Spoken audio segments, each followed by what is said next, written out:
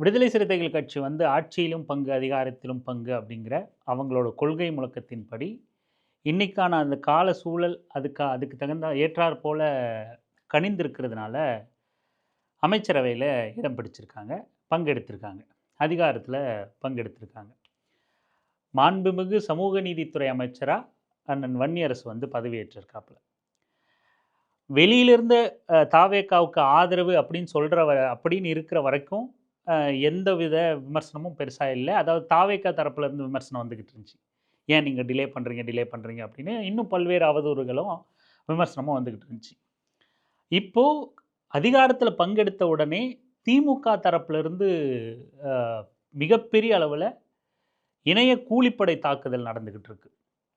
இன்னும் ஏன் இணைய கூலிப்படை தாக்குதல் அப்படின்னா, திமுகவின் தலைமை வந்து அப்படியான எந்த விமர்சனத்தையும் வைக்கல. ரொம்ப மிக நாகரிகமா, மிக முதிர்ந்த ஒரு அரசியல்வாதியா, அரசியல் தலைவரா மரியாதைக்குரிய ஸ்டாலின் அவர்கள் வந்து தன்னோட நிலைப்பாட்டை வெளிப்படுத்துறாரு.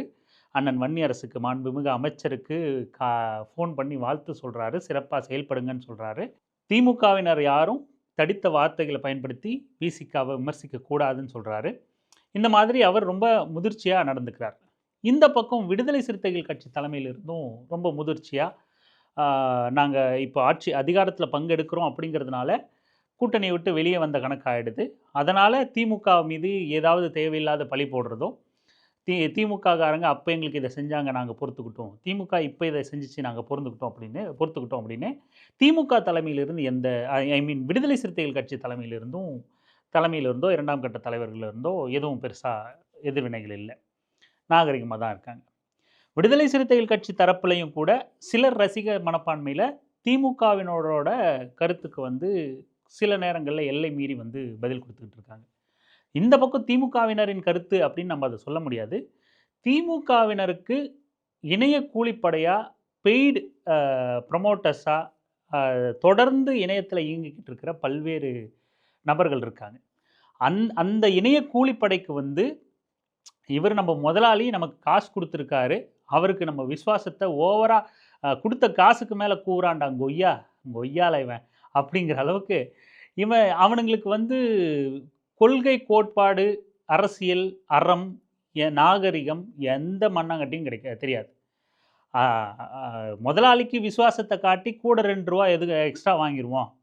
அப்படிங்கிற மட்டும் தான் அவங்களோட இலக்கா இருக்கும். முதலாளிக்கு மைண்ட்ல நம்ம பேர் இருக்கும் அப்படிங்கிறது மட்டும் தான் அவங்களுக்கு இலக்கா இருக்கும்.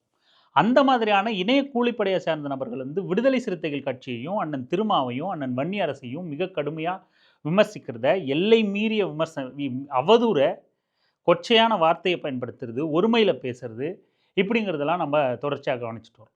சரி, இணைய கூலிப்படை இது கொள்கை புரிதலற்ற கூலிக்கு வேலை செய்கிற கூட்டம் அப்படின்னு நம்ம கன்சிடர் பண்ணாம விட்டுறலாம் அப்படின்னாலும், அந்த கட்சியில முக்கிய நபர்களா இருக்கிற ஆர்எஸ்எஸ் பாரதியா, ஆர்எஸ் பாரதியான்னு சொல்லக்கூடிய அளவுக்கு அந்த திமுகவோட அமைப்பு செயலாளரா இருக்கிற அந்த நபர் ஆர்எஸ் பாரதி வாய்க்கொழுப்பு எடுத்து சில வார்த்தைகளை விட்டிருக்கார். அமைச்சரவையில விசிக இடம் பெறும் நீங்க நினைக்கிறீங்களா? அது அவங்கள தான் கேட்கணும். யார் இடம் பெற்றாலும் அதை பற்றி கவலை இல்லை. நாங்கள் இடம்பெறாத அமைச்சரவையில் எவன் இருந்தால் என்ன, எவன் போனால் என்ன, அதை பற்றி கவலையும் இல்லை, அக்கறையும் இல்லை.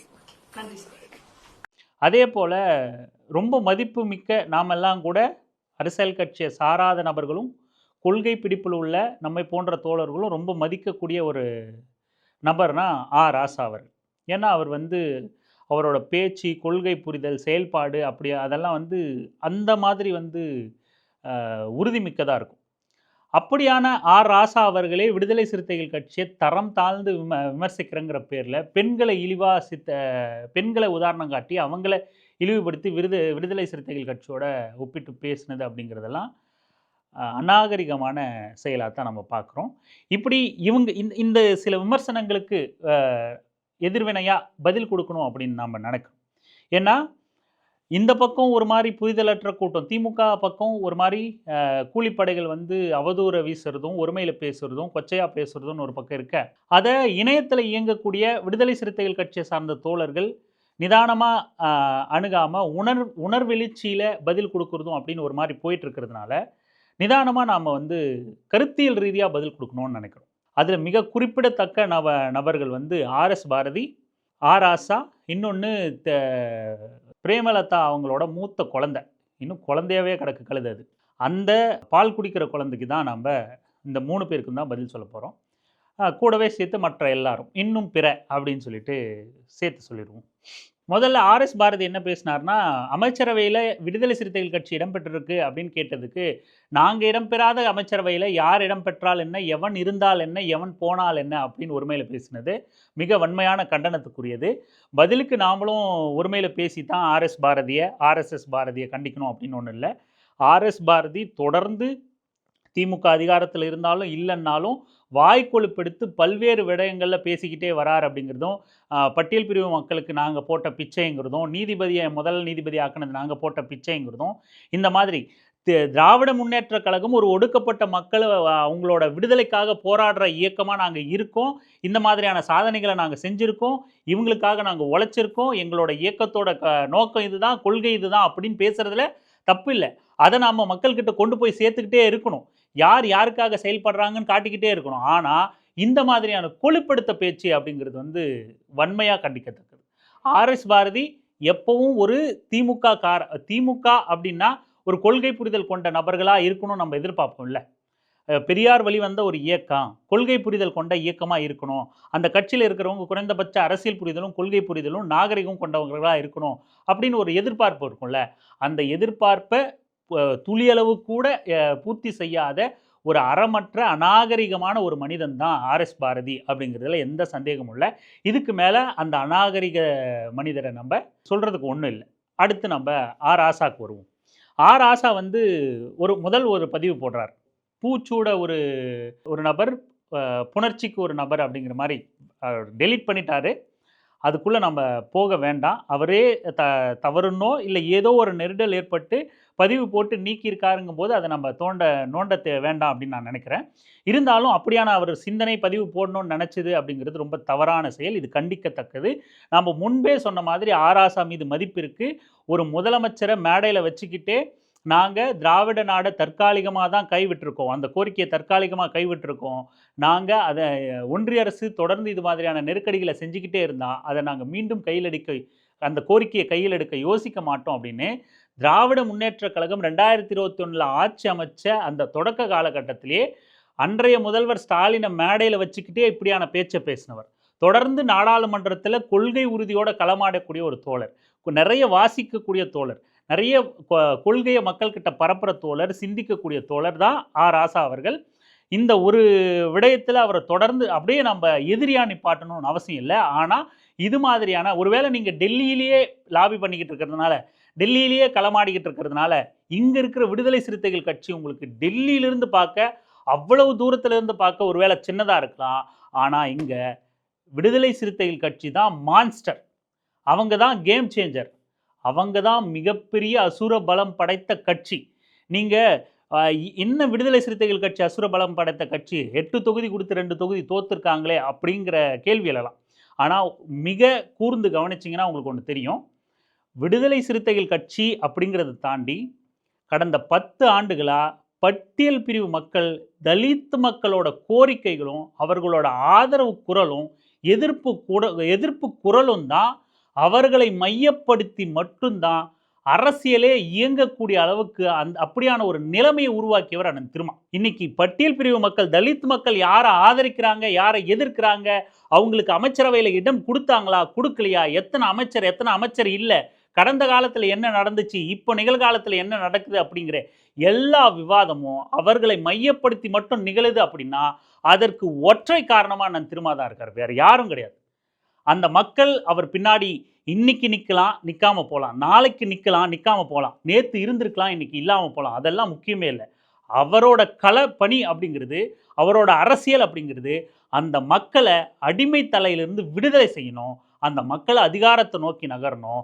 வெறும் வாக்கு வங்கியா, காசு கொடுத்தா ஓட்டு போட்டுருவாங்க, கோட்டரை வாங்கி கொடுத்தா ஓட்டு போட்டுருவாங்க, பிரியாணிக்கு ஓட்டு போட்டுருவாங்க, வந்து போட்டு போடான்னா ஓட்டு போட்டு போயிடுவாங்க அப்படிங்கிற நிலையை மாற்றி அந்த மக்களை திருப்திப்படுத்தாமல், அவர்களோட தேவையை பூர்த்தி செய்யாமல், அவர்கள்கிட்ட எதிரான எதிர்வினையை சந்திக்காமல் இருந்தால் மட்டும்தான் நம்ம வெற்றி அடைய முடியும். ஒரு அரசியல் கட்சி அப்படிங்கிற சூழலை இன்னைக்கு உருவாயிருக்கு அப்படின்னா தலித் மக்களை மையப்படுத்தி இன்னைக்கு ஒரு அரசியல் இயங்கிக்கிட்டு இருக்கு அப்படின்னா அதுக்கு மிக முக்கிய காரணம் அண்ணன் திருமா தான், வேற யாரும் கிடையாது.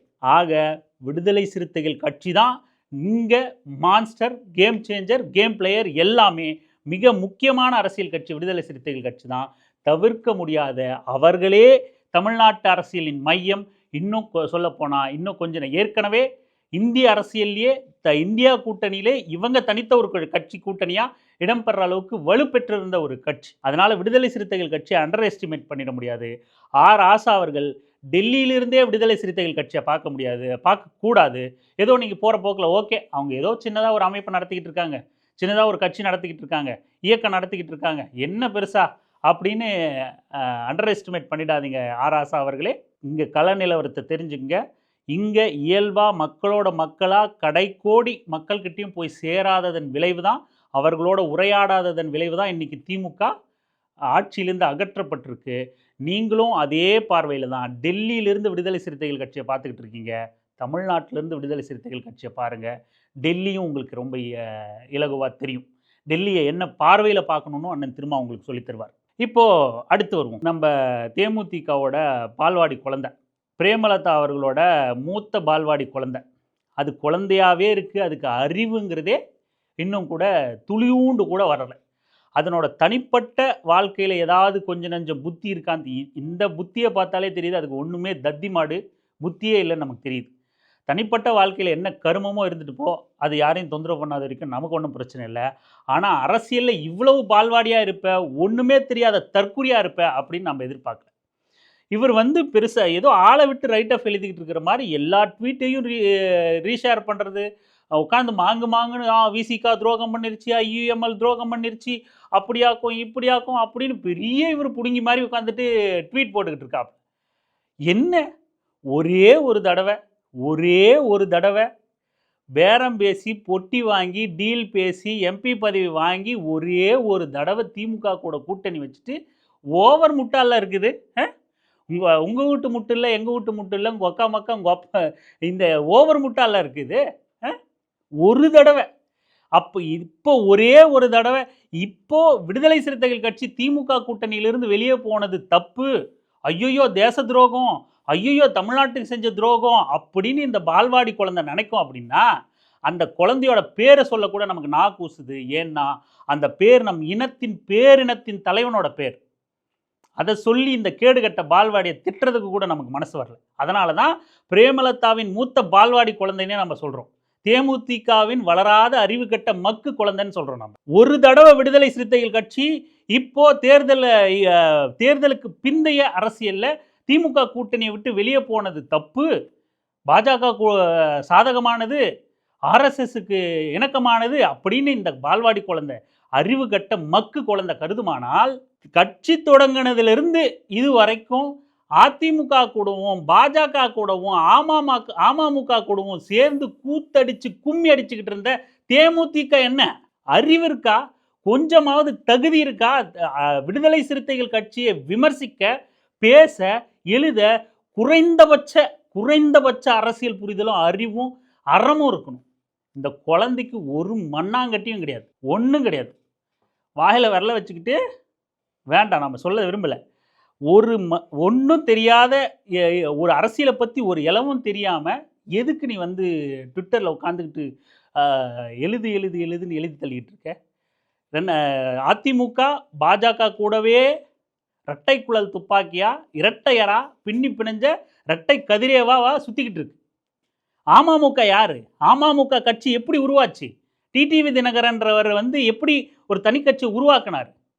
இவங்க எல்லாம் பாமக யார்?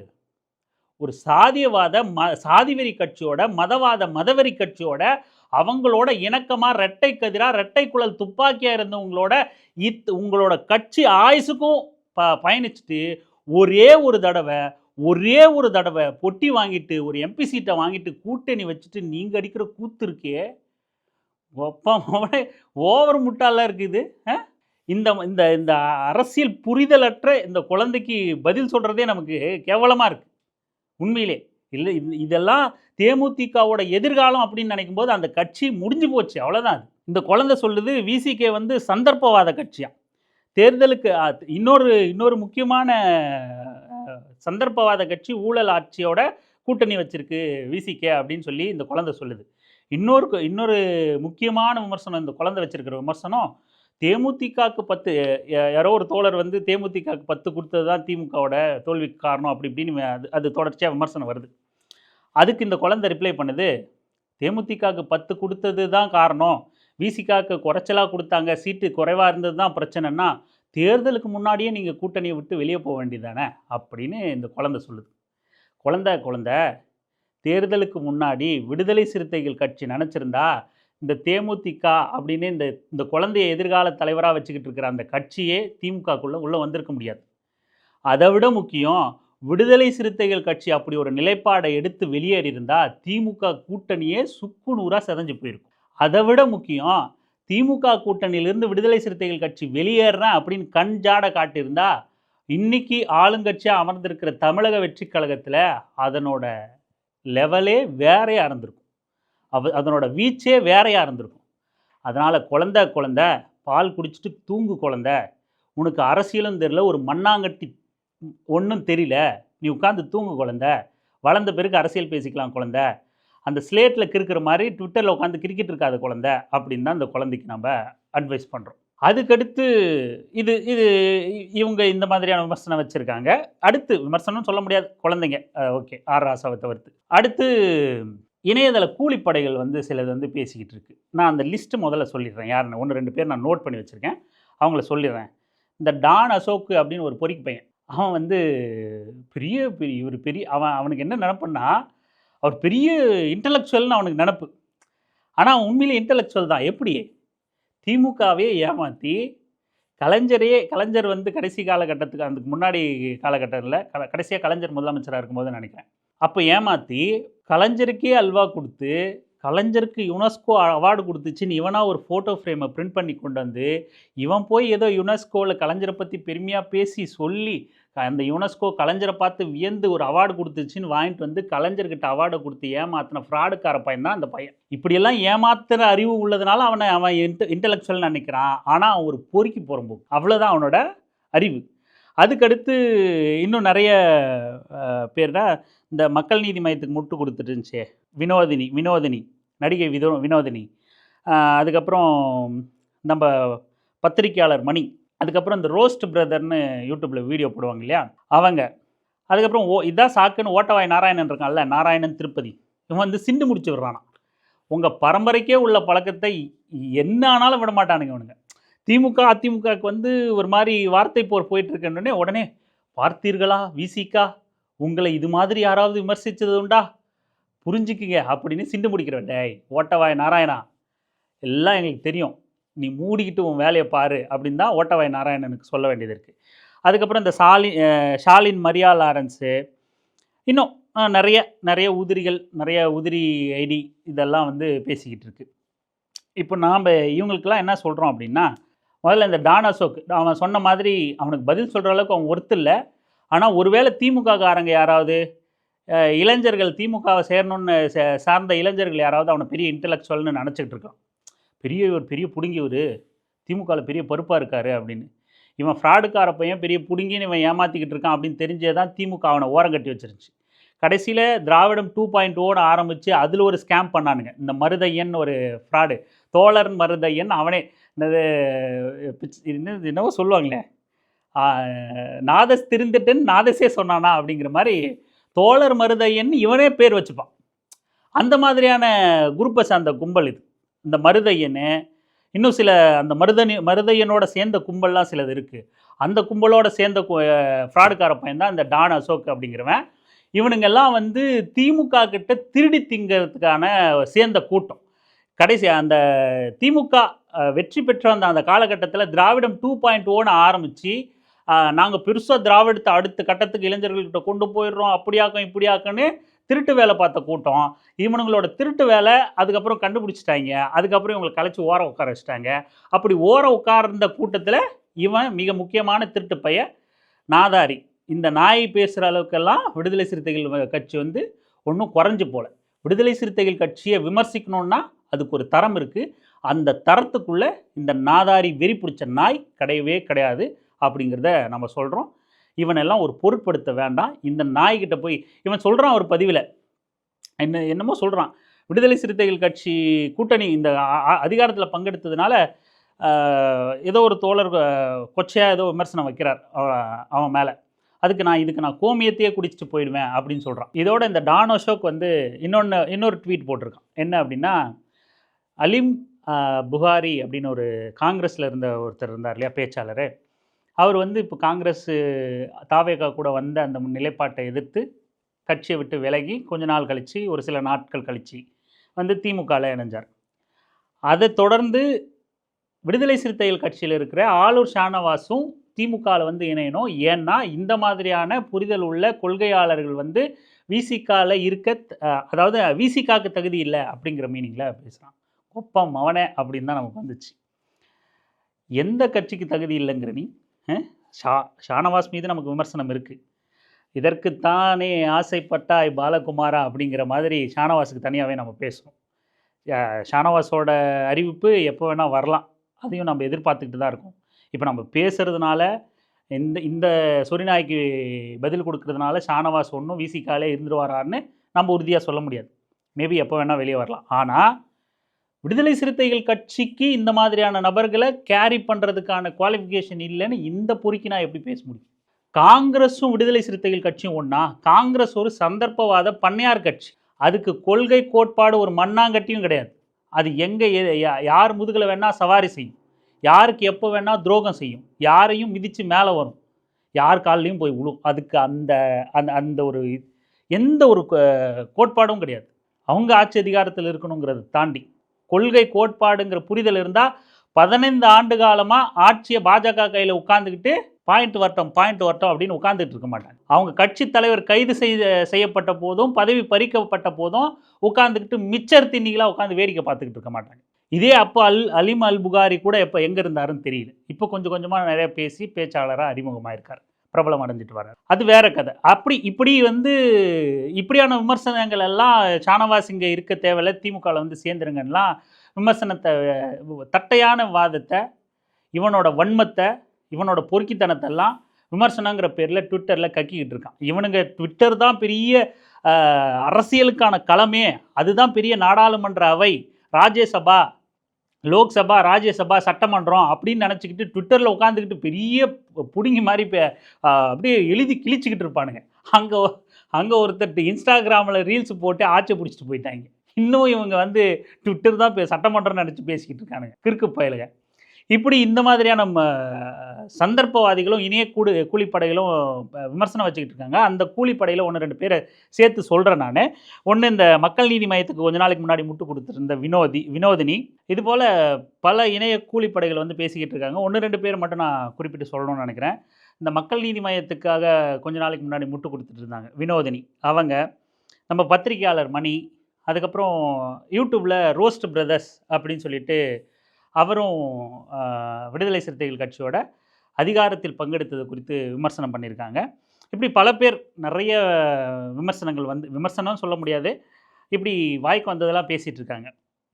இப்போ நம்ம இவங்களுக்கு என்ன என்ன என்ன சொல்ல முடியும்? இப்போ ரோஸ்ட் பிரதர்லாம் இருக்காருன்னா, அவர் வந்து ஒரு வீடியோ போட்டிருக்காரு, இப்படி எங்கள் தலைவரை வந்து ஏமாற்றிட்டு போயிட்டீங்களே, விட்டுட்டு போயிட்டீங்களே, எவ்வளோ கஷ்டப்படுறாரு தெரியுங்களா? இதுக்கு முன்னாடி வன்னியரசு என்ன பேசியிருக்காரு தெரியுமா விஜயை பற்றி? அதை பார்த்துட்டு வந்துடுங்க. இதுக்கு முன்னாடி திருமா என்ன பேசியிருக்காரு தெரியுங்களா விஜயை பற்றி? அதை பார்த்துட்டு வந்துடுங்க. இப்படின்லாம் வந்து பெரிய கம்பேரிசன் வீடியோ போட்டு பெரிய சென்டிமெண்ட் ட்ராமா க்ரியேட் பண்ணுறது, எல்லா வித தாக்குதலும் நடக்குது. ஒரு பக்கம் அவதூறு பரப்புறது, கொச்சையாக பேசுறது, ஒருமையில் பேசுறது அப்படின்றது ஒரு பக்கம் நடந்துக்கிட்டு இருக்கு.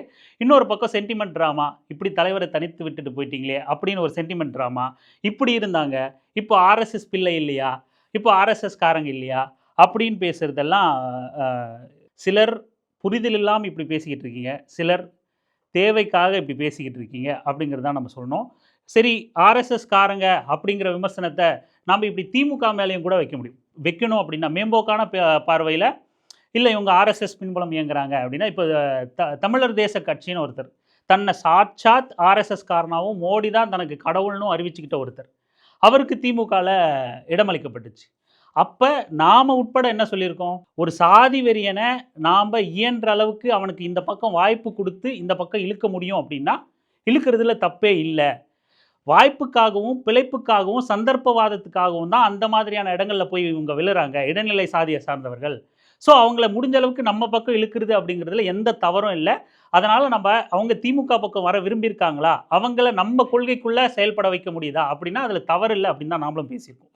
ஆனால் மேம்போக்கான பார்வையில் இப்போ நம்ம அதை குற்றம் சாட்டணும்னா ரொம்ப எளிமையாக குற்றம் சாட்டிடலாம். சாதி வெறி கட்சிகள் அங்கே நிறைய கூட்டணியில் சேர்ந்தாங்க, மதவெறி கட்சி கூட்டணியில் சேர்ந்துச்சு, சாதியை தீவிரமாக பேசி இந்த கேகேசி பாலு அப்படின்னு இந்த கொங்கு சார்ந்த ஒரு கட்சி, அதில் ஒரு சாதி வெறியரை வேட்பாளராக நிறுத்தி கடுமையான விமர்சனம் எழுந்து வேட்பாளரெல்லாம் மாற்றினாங்க. இப்படியான பல்வேறு விஷயங்களை மேம்போக்கா அரசியல் தெரியாமல் புரிதல் இல்லாமல் நம்ம பிரேமலதா அவர்களோட மூத்த பால்வாடி குழந்தை பேசுகிற மாதிரி பேசணும் அப்படின்னா நம்ம யாரை வேணால் குற்றம் சாட்டிடலாம். சிலர்லாம் வந்து விசிகாவோட அரசியல் வரலாறை எடுத்து போட்டு இப்போ இங்கே கூட்டணியில் இருந்திருக்காங்க, அப்போ அங்கே கூட்டணியில் இருந்திருக்காங்க, விசிகா நிலைய நம்ம மணி வந்து பேசுகிறார், திரும்ப ரொம்ப குழம்பி போயிருக்கார். முரண்பாட்டு மூட்டை நீ அப்படின்னு பாடல் வரிகள்லாம் எடுத்து போட்டுருக்கார். முரண்பாட்டு மூட்டை நீ வாஜி வாஜி வாஜி அப்படின்ட்டு பேசிக்கிட்டு இருக்கார். திருமாவோட அண்ணன் விசிகாவோட அரசியல் வரலாற்றை நீங்கள் வந்து இப்போ இந்த கூட்டணி அப்போ அந்த கூட்டணி அப்படின்னு போகிற போக்கில் மேம்போக்கா பேசிடவே முடியாது. அந்த கால அரசியல் சூழல் என்ன, அப்போ எந்த கட்சியெல்லாம் யாரோட கூட்டணி இருந்துச்சு, அந்த தேர்தலில் எது மைய பிரச்சனையாக இருந்துச்சு அப்படிங்கிற எல்லாத்தையும் கணக்கிட்டு தான் விடுதலை சிறுத்தைகள் கட்சியோட கூட்டணி கணக்கை வந்து நம்ம பார்க்க முடியும். நீங்கள் வேறு எந்த கட்சியை வேணால் வெறும் பேர அரசியல், எங்களுக்கு இதை பண்ணுவீங்களா, எங்களுக்கு துணை முதலமைச்சர் கொடுப்பீங்களா, அமைச்சரவையில் இடம் கொடுப்பீங்களா அப்படின்னு டிமாண்ட் வச்சு பாமக போன்ற கட்சிகளை வேணால் நம்ம பேசலாம். விடுதலை சிறுத்தைகள் கட்சியை ஒருபோதும் சந்தர்ப்பவாத அரசியலில் ஒப்பிட்டு நம்ம பேசவே முடியாது. வெறும் தேர்தல் கூட்டணி கணக்கை மட்டும் மையப்பொருளாக வச்சு நம்ம பேசணும்னா இங்கே ஒரு கட்சி கூட யோக்கியமான கட்சி அப்படின்னு நீங்கள் டிக் மார்க் பண்ணுற இடத்துல வைக்கவே முடியாது அப்படிங்கிறத புரிஞ்சுக்கணும். சில இணைய கூலிப்படைகளோட கருத்தை நாம் வந்து கருத்துங்கிற அவதூறை வந்து பொருட்படுத்த தேவையில்லை. கருத்தாக யாராவது விமர்சனம் வைக்கிறாங்கன்னா அதுக்கு நம்ம தாராளமாக பதில் சொல்லலாம். விடுதலை சிறுத்தைகள் கட்சி பக்கமும் நம்ம இறுதியாக சொல்ல வர்றது தான், விடுதலை சிறுத்தைகள் கட்சி பக்கமும் உணர்வெழுச்சியால் எதையும் ரிப்ளை பண்ணாதீங்க. அதே போல் பெரிய 7 அமைச்சரை கொடுத்துட்டாங்க, விசிகா அதில் அமைச்சரவையில் பங்கு பெற்றுச்சு, இவர் தான் மீட்பர், இவர் தான் ஆபத் பாண்டவர், இவங்க தான் யோகியமான கட்சி அப்படிங்கிற மனநிலைக்கும் வந்துடக்கூடாது. தாவேக்கா செயல்படணும். குற்றச்சாட்டு இருக்குது, குறைகள் இருக்குன்னா அங்கேயும் போர்க்குரலையும் போராட்டத்தையும் நம்ம வெளிப்படுத்த வேண்டிய தேவை இருக்குது. ஆட்சி மாறி இருக்குது, முதலமைச்சர் மாறி இருக்காங்க, அமைச்சரவை மாறி இருக்குது, தமிழ்நாட்டோட அடிப்படை பிரச்சனைகள் அப்படியே இருக்குது. நாம் ஒட்டுமொத்தமாக தமிழ்நாட்டு மாநில உரிமை சார்ந்து குரல் எழுப்ப வேண்டிய பிரச்சனைகள் அப்படியே இருக்குது. கட்சி கடந்து எல்லாரும் ஒன்றிணைய வேண்டிய தேவை அப்படியே இருக்குது. இன்னும் ஒன்றியத்தில் பாஜக தான் ஆட்சி பொறுப்பில் இருக்குது. இது எல்லாம் யோசித்து அரசியலில் இணைந்து செயல்பட வேண்டிய தேவை இருக்குது. இங்கே யாரும் யாரையும் எதிரியாக கருதி சித்தரித்து எதிரில் நின்று செயல்பட வேண்டிய, களமாடிக்க வேண்டிய, ஒருமையில் பேசிக்க வேண்டிய அவசியம் கிடையாது. இருபுறமும் வந்து புரிஞ்சுக்கணும்.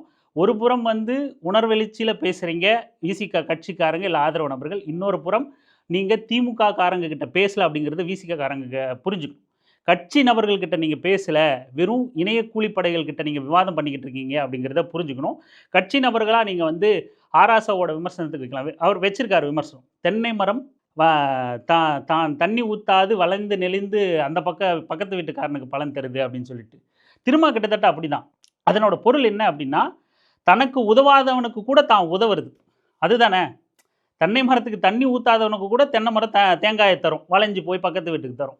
திருமாவோட குணமே அதுதான். தனக்கு இப்போ ஏற்கனவே உதவி பண்ணியிருக்கான், இல்லை நாளைக்கு இவன் உதவி பண்ணுவான், இவங்ககிட்ட எதையோ ஒன்று எதிர்பார்த்து நம்ம அவன் கூட நிற்கணும், அவங்ககிட்ட போகணும் அப்படிங்கிறத இது நம்ம இப்படியும் பார்க்கலாம். தனக்கு உதவி பண்ணாதவனுக்கும் உதவி பண்ணக்கூடிய குணம் கொண்டவர் தான் அண்ணன் திருமா. ஆராசா அவர்கள் நாகரிகத்தோடு நடந்துக்கணும். இணைய கூலிப்படைகள் கொஞ்சம் காசுக்கு மேலே கூவாமல் இருக்கணும். தொடர்ந்து களமாடுவோம். நன்றி, வணக்கம்.